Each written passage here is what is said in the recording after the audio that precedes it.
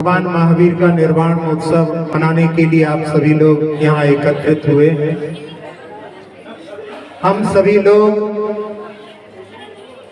उनके शासन में अपने धर्म का पालन करते हैं। जहाँ भगवान महावीर को आज सुबह निर्वाण हुआ और संध्या काल में गौतम स्वामी ने केवल ज्ञान प्राप्त किया। आप लोग जानते होंगे ये अनुबद्ध केवली कहलाते हैं।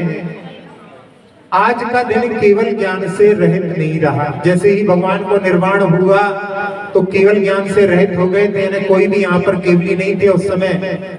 लेकिन संध्या काल में गौतम स्वामी को पुनः जो है ना एक और केवल ज्ञान से युक्त जो है आत्मा यहाँ पर उपस्थित हो गई। तो ऐसे जो ये दिवस बड़ा ही पावन पवित्र है, जहां इस पर्व को मनाने में अन्य लोग भी मनाते हैं पर उनको देख करके और पटाखे आदि भी छोड़ते हैं। कल के पेपर की आपने खबर पढ़ी हो तो उसमें एक गांव में पूरे के पूरे जैन नॉन जैन सब लोगों ने पटाखे का त्याग किया। और क्यों? क्योंकि क्या हुआ कि जहां पटाखे छोड़ते थे तो एक श्वान उस डर से वहां पर पटाखों की आवाज से जंगल चला गया, भाग गया। और वहां पर उन आवाजों को सुनते सुनते उसने एक मिट्टी के स्थान में अपने आप को घुसाने की कोशिश की और वहीं पर उसने जो है प्राण त्याग कर। पूरे गांव वालों ने उस जो है पटाखे चलाने का त्याग कर दिया।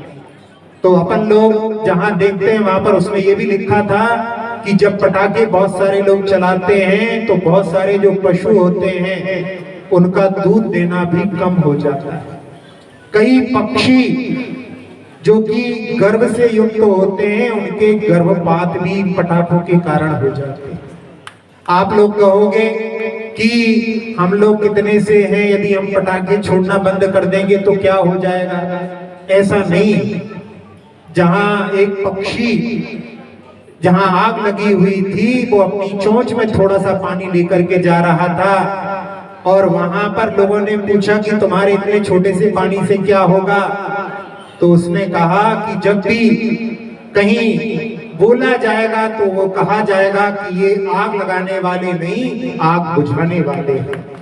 तो हम लोग भले ही थोड़े से हैं लेकिन यदि अपन ऐसा कार्य करेंगे तो उसके माध्यम से दूसरों को प्रेरणा मिलेगी।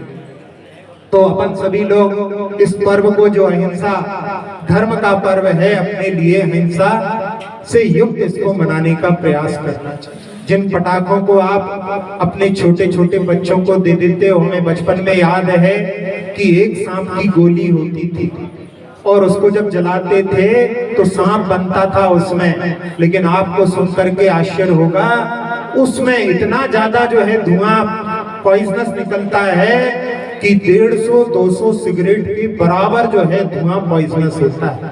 अपने को बच्चों के लिए अपन जहर दे रहे हैं, इस प्रकार से अपने लिए उससे खिलवाड़ नहीं करना चाहिए। और जितने भी जो है फुलझड़ी भी है उसमें भी 74 सिगरेट के बराबर धुआं निकलता है। इसलिए अपने लिए इनके माध्यम से बहुत प्रदूषण होता है, अपना भी हानि होती है और बहुत सारे पक्षियों के लिए पशुओं के लिए भी वो रात कहर की रात होती है।